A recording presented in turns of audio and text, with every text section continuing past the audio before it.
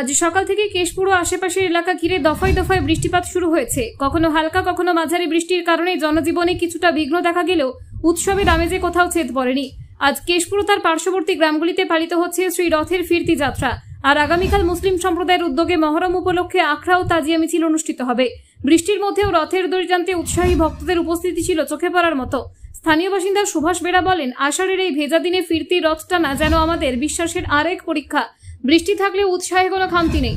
অন্যদিকে মহরম উপলক্ষে কেশপুরের বিভিন্ন গ্রাম যেমন ধনডাংরা, ছুতারগেরিয়ায় আখড়া ও তাজিয়ার প্রস্তুতি শেষ পর্যায়ে। মুসলিম সমাজ ধর্মীয় ভাবগম্ভীরতা বজায় রেখে এই শোক দিবস পালন করবেন। স্থানীয় প্রশাসনও দুটি ধর্মীয় উৎসব নির্বিঘ্নে সম্পন্ন করতে সব রকম প্রস্তুতি নিয়েছে। কেশপুর থানার এক কর্মকর্তা জানিয়েছেন, ফিরতি রথযাত্রা ও মহরম উপলক্ষে পুলিশি নজরদারি থাকবে। কোথাও কোনো উত্তেজনা বা শৃঙ্খলা ভঙ্গের ব্যাপার দেখা গেলে সেদিকে আমরা কড়া নজর রাখছি। এই দুটি ধর্মীয় অনুষ্ঠান এক সময় হলেও কেশপুরের মানুষদের মধ্যে পারস্পরিক শ্রদ্ধা ও সম্প্রীতির এক চমৎকার পরিবেশ দেখা যাচ্ছে। হিন্দু ও মুসলিম উভয় সম্প্রদায়ের মানুষ একে অপরের উৎসবে সহযোগিতার মনোভাব নিয়ে পাশে দাঁড়িয়েছেন। ধর্মীয় আচার অনুষ্ঠান ও সামাজিক সহাবস্থানের এমন সুন্দর দৃষ্টান্ত সত্যিই কেশপুরকে তুলে ধরে সম্প্রীতির এক আদর্শ গ্রামাঞ্চল হিসেবে।